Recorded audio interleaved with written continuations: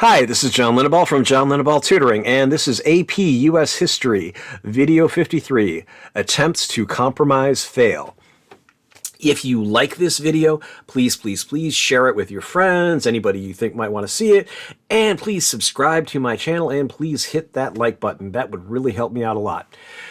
So, what we see here is a map of states and territories of the United States of America from March 3rd, 1849 to September 9th, 1850.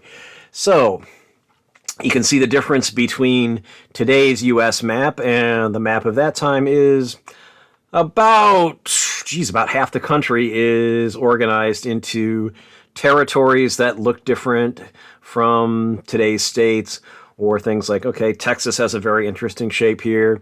And we can see we even have unorganized territory. That just sounds, I don't know, not very satisfactory. But anyway, we could see these would all become states that we know.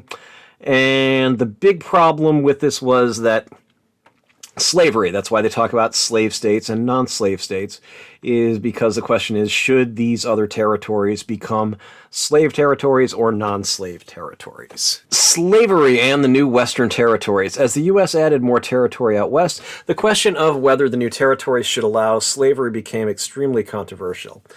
Wilmot Proviso. The Missouri Compromise of 1820 led to a precarious truce, which is discussed in AP US History Video 46 from this channel. But the Missouri Compromise was disturbed after the Mexican-American War, which took place between 1846 to 1848.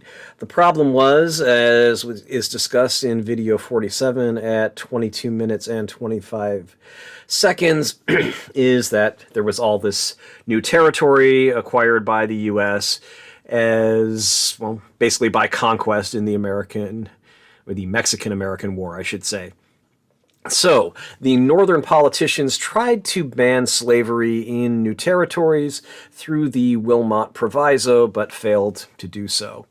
The northern politicians weren't so much abolitionists as adherents to the free labor ideology, which is discussed in video 39 at 4 minutes and 32 seconds.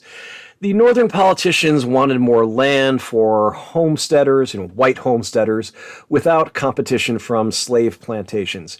You can think of it as prison labor versus normal workers, as is discussed in the movie The Shawshank Redemption, or if you read the short story by Stephen King, Rita Hayworth and Shawshank Redemption.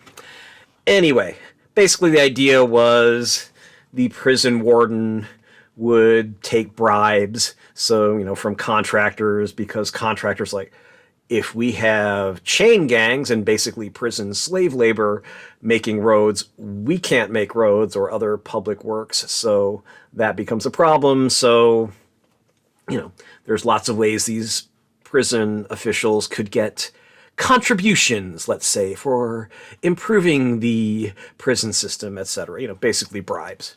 All right, I'm not saying it happened, but definitely happened in the book and the movie. Okay. 1848 election and the Free Soil Party. 1848 election.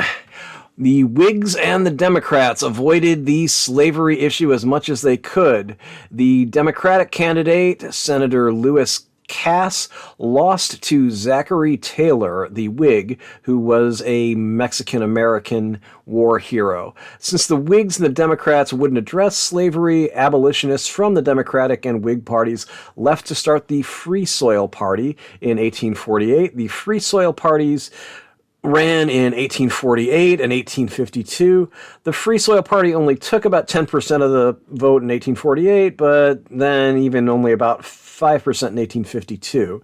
So basically, we can see there was a rally in Dorchester and Boston, basically, and that was a meeting by Charles Sumner. Remember the guy who got beaten by another guy in Congress with a cane? That's him. So, many Free Soilers joined the Republican Party, which was founded in 1854. So let's talk about popular sovereignty. Senator Lewis Cass, who was a Democrat from Michigan, an 1848 presidential candidate, proposed a compromise on slavery in the new territories. He proposed that the territories should be allowed to determine the slavery issue based on the will of the people in each territory. That is, basically by the popular vote. This idea was called popular sovereignty. Cass and the other proponents of popular sovereignty were not specific about the timing of when the popular sovereignty votes would take place. So the North, of course, wanted early votes in the territories as soon as a legislature was created, when presumably there would be more northern homesteaders there than southern plantation people. The idea is individual families could just run, go get their land, go settle, whereas a plantation is a pretty big operation, and that takes a lot of planning to get everybody there and make sure the slaves don't run away, etc. So that was definitely to the homesteaders' advantage to have an early vote. The Southerners, of course, wanted such a vote to be later, right after the territories, right before the territories would apply for statehood, so then there would be time for these new plantations to develop. So then they would have, presumably, the best chance of having the vote before slavery in those territories.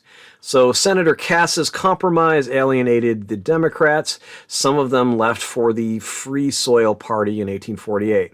However, popular sovereignty became an important issue in Congress in the 1850s. Let's talk about Cuba for a second and the Ostend Manifesto. The slavery expansionists wanted to expand slavery beyond the U.S. to Cuba. Cuba had sugar plantations that were very profitable and obviously would attract slavery supporters because, hey, you have these huge plantations, sugar's really profitable, and if you have slave labor, that means a lot of profit for you. So President James K. Polk offered to buy Cuba from Spain, but Spain refused. Some Americans attempted to conquer Cuba by force, but failed. Franklin Pierce, a pro-slavery president, later sent diplomats to Belgium in a secret attempt to purchase Cuba. The diplomats' plans were written up as the Ostend Manifesto in 1854. The publication of the Ostend Manifesto in the press angered the northern politicians. So the Ostend Manifesto. So here's an excerpt from the Wikipedia entry, which you can see here. The Ostend Manifesto declared, Cuba is as necessary to the North American Republic as any of its present members, and that it naturally belongs to that great family of states of which the Union is the providential nursery. Wow, that's really great flowery language for basically trying to rip off somebody else's territory. But okay, anyway, that's kind of where most of this whole country came from, so why would I expect anything different? So, prominent among the reasons for annexation outlined in the manifesto were fears of a possible slave revolt in Cuba, parallel to the Haitian Revolution of 1791 to 1804. So, the manifesto urged against inaction, that is, they urged them to take action on the, in quotes, Cuban question, warning, we should, however, be recreant to our duty, be unworthy to our gallant forefathers, and commit base treason against our posterity should we permit Cuba to be Africanized and become a second Santo Domingo, that is Haiti, even though Santo Domingo is also, of course, Santo Domingo is the capital of the Dominican Republic, which is also on the same island as Haiti. But anyway, I digress. So, if you allow Cuba to be Africanized and become a second Santo Domingo of Haiti, with all of its attendant horrors to the white race, and suffer the flames to extend to our neighboring shores, seriously to endanger or actually to consume the fair fabric of our union. Wow. Again, really great flowery language for just an insanely racist idea that, oh my God, if we let these African people take over Cuba, where they live and work, wow, we're going to have real problems in the U.S. because they might try it here.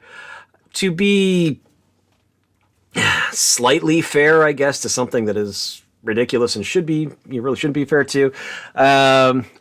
This picture of a slave rebellion actually is from a slave rebellion in Louisiana in 1811, the German Coast Uprising, which was the largest slave uprising in American history, that is U.S. history.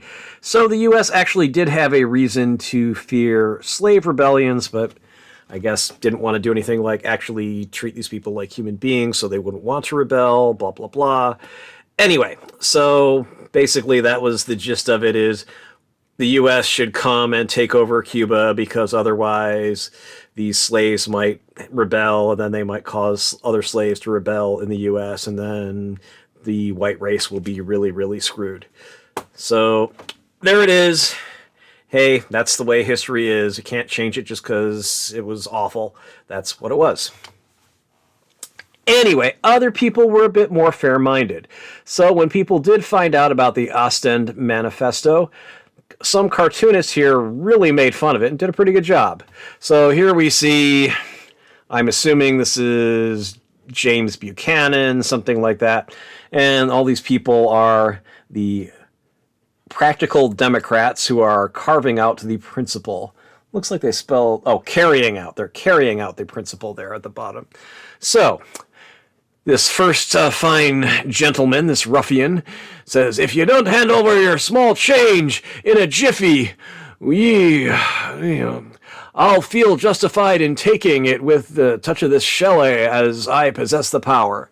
Okay, and they're just using language from here, so, talks about possessing the power to do this. Come on, let's have that ticker, I believe he means his pocket watch, or you'll feel that considerations exist which render delay in doing exceedingly dangerous to your head. So, ha ha ha, if we don't do something, there'll be danger to this. Well, all right, give me this or I'll be dangerous to your head. Off with this coat, old fellow, and be quick about it, or it is not improbable that it will be wrested from you by a successful revolution of this six-barreled joker. So this guy's going to shoot him if he doesn't give him his jacket. Why, this is rank robbery, stinky robbery. Help, help, all honest men. And the last vagrant here says, I'll have your hat, old buck. I haven't got one, and I might catch a cold in my head.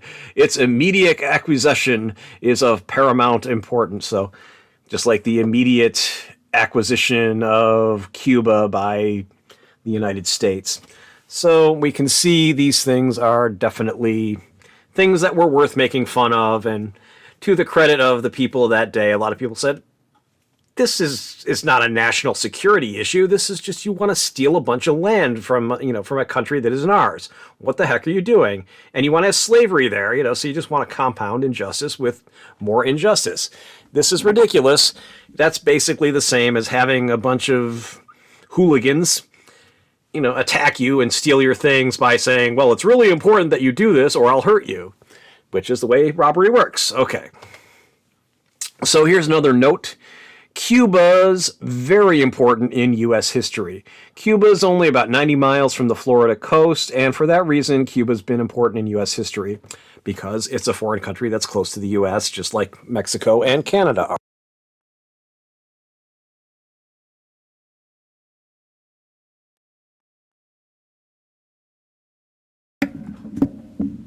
So, we need to know Cuba's role in the French and Indian War. We need to know about the Ostend Manifesto, and we need to know about the Spanish-American War. Remember the Maine, and you should know about Fidel Castro's reign, and you should know what's going on with Cuba today. Those are all important things to know for AP US history, and just to be somebody who is informed. I remember when I was in junior high school, there's a city in New York State, well, a town really, called Cuba, and someone was talking about visiting the town of Cuba, and so I made a joke, you're going to go visit Fidel Castro there, ha ha ha. And me and my friend laughed, and this other kid just kind of said, huh? So that's a little sad, back in the 80s, that this person didn't know who Fidel Castro was. So don't be like my nice but a little bit ignorant classmate, and make sure you know about Fidel Castro and all these things about Cuba, because it'll make you a better educated person. All right, let's move on. 1850s, attempts at compromise. So during the period from 1850 to just before the Civil War, political leaders from the North and the South, as well as the Supreme Court, addressed slavery in territories and tried to find compromises. So that included the Compromise of 1850, the Kansas Nebraska Act, and the Dred Scott decision. None of these attempted solutions effectively solve the problem, so I guess my little slip there is actually right. All of these things were kind of problems on their own, even though they were supposed to solve problems. So let's take a look at California and the so-called Compromise of 1850.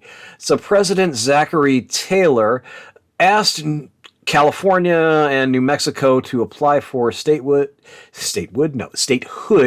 in 1849 because each state had anti-slavery majorities, and California's population had increased to over 300,000 people after the discovery of gold. Remember the gold rush, 49ers, that's where the name of the football team comes from. And so you can see video 47 at 9 minutes and 10 seconds if you want to review that. 1850, California had the population to qualify as a state, and California drafted a constitution outlawing slavery for Congress to approve.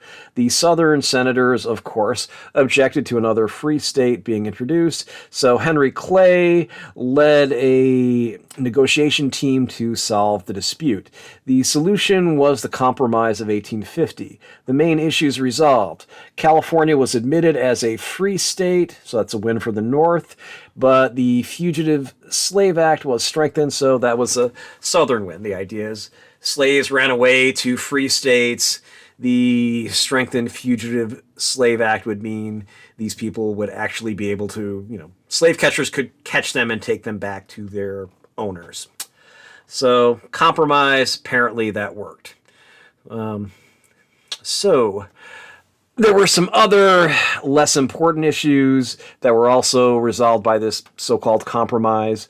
For example, Utah and New Mexico were allowed to decide the slavery issue by popular sovereignty.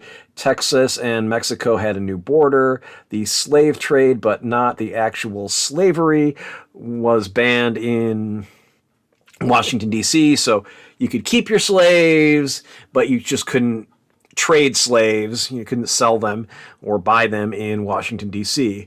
Now, it's a weird compromise, which is why we're talking about it's a so-called compromise, because the senators from the North and the fire-eater Southern senators wouldn't pass a law with all of these in one omnibus package. So basically what they did is Stephen Douglas suggested unbundling the omnibus bill. They still use that term today in Congress, basically where you jam a bunch of things that maybe don't necessarily go together into one law, and just voting on each section of the omnibus bill as its own separate bill separately. So oddly enough, each section by itself passed, and President Millard Fillmore who had succeeded Zachary Taylor, who died in office in 1850, signed these laws. So, there's a question as to whether that was really a compromise or no, it's just kind of a bunch of loose bills that got passed on their own together. The Kansas Nebraska Act. Senator Stephen Douglas, a Democrat from Illinois, introduced the Kansas Nebraska Act in 1854. Douglas owned large land tracts in Chicago and wanted Chicago to become a northern railway hub for the first transcontinental railway. I'm sure it's not because he wouldn't make a ton of money from that. Anyway, of course he did. The act called for all railroad construction to be in organized territories. Now, the northern section of the Louisiana Purchase was going to be organized, that by being split into territories named Kansas and Nebraska, which of course became the states of Kansas and Nebraska. The act's most controversial part allowed for slavery to be allowed in Kansas and Nebraska, where slavery had previously been prohibited by the Missouri Compromise of 1820. And you can learn about that at video 46 at 30 seconds. The act required slavery be determined, that is, the slavery issue be determined by popular sovereignty in Kansas and Nebraska. Now, that upset many Northerners, including Massachusetts Senator Charles Sumner. The act did, however, pass in 1854. So you can take a look at that in the Wikipedia article for the Kansas Nebraska Act, which I have below, and I'll put in the description when I'm done doing this video. Bleeding Kansas. Popular sovereignty caused huge fights between slavery and anti-slavery people. The elections for the Kansas legislature were held in 1855. The problem is there were only 1,500 official voters, and thus there could have only been 1,500 official votes, but 6,000 people voted. The extra votes were from people who had come from Missouri to Kansas to vote for slavery. So anti-slavery Kansans elected a shadow legislature in response to the obviously rigged elections. Both legislatures drafted constitutions to submit to Congress. The anti-slavery constitution was called the Topeka Constitution, presumably was drafted in Topeka, and the pro-slavery was called the Lecompton Constitution. The pro-slavery president, Franklin Pierce, recognized the Lecompton slavery constitution as legitimate, and he called the Topeka Constitution treasonous. Funny, because it was probably the other way. I would say it's a lot more likely that the pro-slavery one was rigged and what we might call treasonous. It might look like some things that happened today. January 6th, Trump. Anyway, so, excuse me, I had to clear my throat there. But let's go on. Bleeding Kansas continued. The Missouri posse, a posse from Missouri, I should say, authorized by a federal marshal, attacked the anti-slavery town of Lawrence, Kansas, which is today a university town there, in May of 1856. That was later called the sack, so the attack, the ransacking, if you will, of Lawrence. Several days after Lawrence was attacked, and only 2 days after the Charles Sumner beating, which we'll read about in just a second, John Brown, a religious abolitionist, attacked and killed pro-slavery men along the Pottawatomie Creek in Kansas. Brown, his son, and some other abolitionists using swords killed 5 pro-slavery men. So there was occasional violence in Kansas for several years. That's how it became known as Bleeding Kansas. This foreshadowed the Civil War. The Kansas slavery issue was unresolved when Lincoln was elected president. Senator Charles Sumner is beaten, literally. I don't mean that he was elected out of office, he didn't win, he lost, he couldn't be a senator anymore. No. Another congressperson beat him with a cane, physically. So, talk about things that happened on January 6th. There are precedents for things like that. How did that happen, you ask? Well, I'm glad you asked. There were increased tensions between the North and the South, which actually erupted in this violence on the Senate floor in 1856. Senator Charles Sumner gave a speech attacking slavery called Crimes Against Kansas. Now, in this Crimes Against Kansas speech, Senator Sumner compared Andrew Butler, a senator from South Carolina, to a man who marries a prostitute thinking she's very virtuous. This is a reference to the classic Spanish novel Don Quixote, you know, the guy who tilted at windmills thinking they were giants, and he had his little squire, Sancho Panza, and all that. Okay. You know, or maybe you saw the play, Man of La Mancha. Okay. Butler's nephew, a South Carolina representative, Preston Brooks, was offended and beat Senator Sumner with a heavy wooden cane with a nice gold head while he was at his desk, while Sumner was at his desk in the Senate chamber. So you can see the Wikipedia Preston Brooks entry for that. The Southerners saw Brooks's act as heroic. The Northerners saw it as barbaric. The Massachusetts voters actually elected Sumner before he was actually able to recover, and it took him years to recover, from the beating, leaving only his empty desk as a symbol of injustice and barbarism. And you can see that in the Charles Sumner Wikipedia article.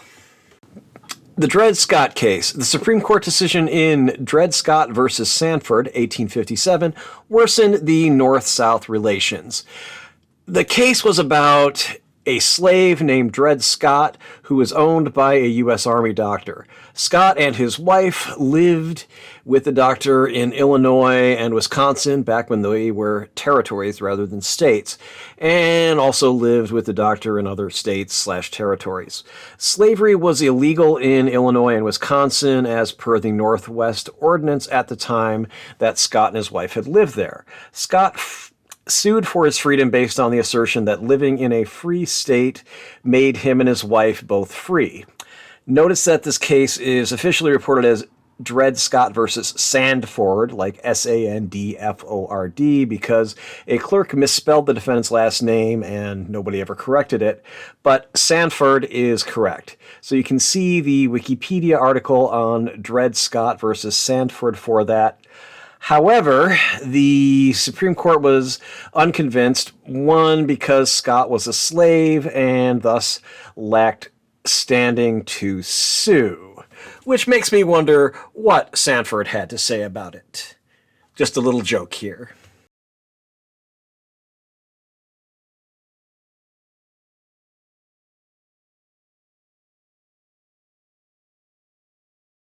Either intentionally or unintentionally kind of sanitized and oversimplified. So it's good to go and find out what the whole story is, or at least more of what the story is. All right, I'll get off my soapbox and continue with this lesson here. The Dred Scott case. The Supreme Court further ruled that American, well, they are American, they're African Americans, free or not, were not entitled to citizenship because I'm having some trouble talking here. Anyway, because they were, in quotes, beings of an inferior order. Yes, the Supreme Court actually wrote this in 1857. So, but that's the time they existed in. It was unbelievably racist by today's standards and unbelievably racist by anybody's standards, but there you have it. So if you've ever thought the Supreme Court never made a really bad decision, there's one for you. We can see some more recent ones that we could talk about, but let's stick to this. Northern people were, of course, shocked at the breadth of this ruling, which basically said slavery was national and that Congress was powerless to make it illegal really anywhere. So, crazy decision there. The second two-party system fails. Okay, so the slavery debate really seriously damaged the two-party system.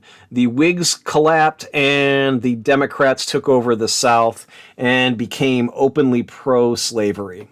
The Republican Party formed, taking the support of many Northerners and Midwesterners. And after the Dred Scott decision, for example, you could see why they would want to mobilize pretty hard to overcome that really stupid decision. Maybe somebody might want to do that with some decisions that happened recently by the Supreme Court that might also damage people's rights. Just saying.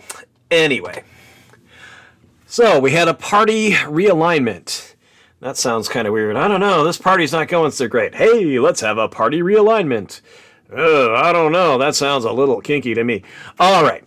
Anyway, Kansas Nebraska Act. It deeply divided the country because of the whole slave versus not slave territory, plus the obvious election fraud, which seemed to be, sponsored, at least condoned by a president. Again, gee, has this happened any time in more recent history? Oh, let's think about that for a second. All right, the Whig Party splits and collapses. So the Whigs, they split among the issue of slavery. The Cotton Whigs, they were pro-slavery, and the Conscious Whigs were anti-slavery. So the split basically just made the Whigs an ineffective party. And the Democratic Party became mostly just Southern and pro-slavery. And I wanted to go back a little bit here to this little Millard Fillmore joke, East-West. See, the Fillmore, in case you don't know, is also a really famous rock venue in San Francisco where a lot of the hippie psychedelic groups got their start, or at least where they became famous. And it's still a very famous place today. Metallica's played there. All sorts of people have played there. So you can see Whig Party 69. Ha ha ha.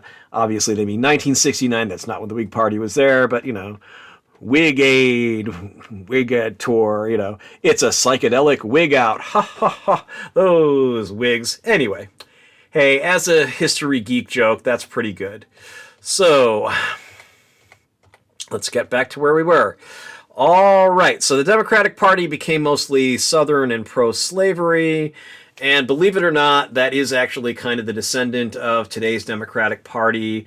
Just like the Republicans, who were anti-slavery, are the descendants of today's Republican Party. And we're going to talk about that in just a little bit.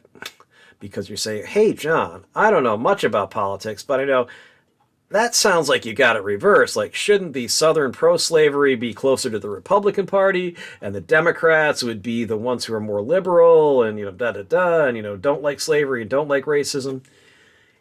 Yes, but let's move on. Okay, the Republican Party and free labor. The Republican Party started off as an regional anti-slavery party formed by the Conscious Whigs, formerly known as the Know-Nothings. We talked about that in earlier videos. Free Soilers, abolitionists, and former Democrats. So these are all people who are like, okay, slavery is icky, it's wrong, it's bad, let's stop it. Free labor criticized the Southern aristocracy and its lack of social mobility. The free labor movement emphasized economic growth, social mobility. The idea was that people should be free and able to work, to have property, etc., if they work hard. So typically what we talk about, if you work hard, you'll be able to succeed. 1856, the slogan of John C. Fremont's campaign was free soil, free labor, free men, Fremont. Fremont lost to Buchanan as the Know-Nothings divided the vote. And you can look this up in the Wikipedia article for John C. Fremont. And the city of California in Fremont is named after him, etc. He was a pretty impressive guy. The Republican Party over the years. So the Republican Party began in 1854 and is the same in the sense of continuously existing as the Republican Party we know today. Now, other than that, it's radically different, okay? It used to be the party of Lincoln, and it was anti-slavery, and that's why it was founded. Reagan, maybe not such a friend of people descended from African slaves. Donald Trump, do I even have to say? Obviously not a friend of the people that Lincoln was trying to help in the original Republican Party, or that any of the other original Republicans. So basically, in any other sense, however, the Republican Party is almost the exact opposite of the 1854 Republican Party. Since about the 1920s, the Republican Party, or the GOP, the Grand Old Party, has been more conservative than the Democratic Party. The party of Lincoln that drove the emancipation of slaves now gets less than 10% of the African American vote, and for very good reasons. The election of 1856. This election showed the Democrat Whig Party had ended. Basically, it was done. The Whig Party fell apart. The Know-Nothings were divided over slavery. The Republican Party filled the void as the major opposition to the Democrats. The Democrats won the election by choosing a Northerner with Southern ties. That was President Buchanan. And 1856, the election showed the GOP, the Republicans and the Democrats, were the two major parties and still are, although, as we've already discussed, they've changed radically. They basically changed positions almost. Or pretty close, anyway. Did you find this video useful? Please like it and subscribe to my channel. Neither action costs you anything. You'll be alerted about my new videos. Why? It's really simple. YouTube doesn't let me share any ad revenue unless I have 1,000 subscribers and 4,000 hours, that's 240,000 minutes, of view time in a year. While many people are watching these videos, I don't have 4,000 hours of watch time in the last year. I do, however, have 1,000 subscribers, actually more than 1,000 subscribers at this time. So thank you so much to everyone who actually helped me out by subscribing. Ad money will help me make more of these videos. And speaking of ad money, if you've seen an ad during this video or my other videos, please know that I did not get any of the ad money, and I won't until I have the subscribers and view time that YouTube demands. For the same reasons, you are not only welcome but encouraged to share links to this video, put it in playlists, etc. I gladly read and respond to constructive criticism or suggestions for new videos that are also constructive. I reserve the right to delete comments such as troll posts or spam for obvious reasons. Nobody likes trollers and spam. You can hire me for tutoring. We can do it online through Zoom or some other similar internet platform, or we can meet in person. I live in the San Francisco Bay Area, so if you're around there, it's pretty easy for me to come see you. I do travel to other cities sometimes, so you can always contact me and ask me if I'm going to be in your city, and that's another way that I might be able to meet with you in person. Thanks for watching, and my contact information follows.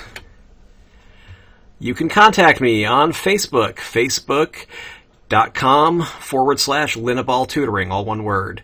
Instagram, it's instagram.com/John.Linneball.tutoring. And the phone number, this is my cell phone, 415-623-4251. You can always call me or leave a text message. Email, you can always email me at john@johnlinneball.com. Website, you can reach me at johnlinneball.com or johnlinneballtutoring.com. They take you to the same website. And you can also find me at testpreparation.locals.com and at lbry.tv at John Linneball Tutoring. That's a nifty little site, lbry.tv. My actual postal mail address is John Linneball Tutoring at 1859 Powell Street, number 109, San Francisco, California, 94133.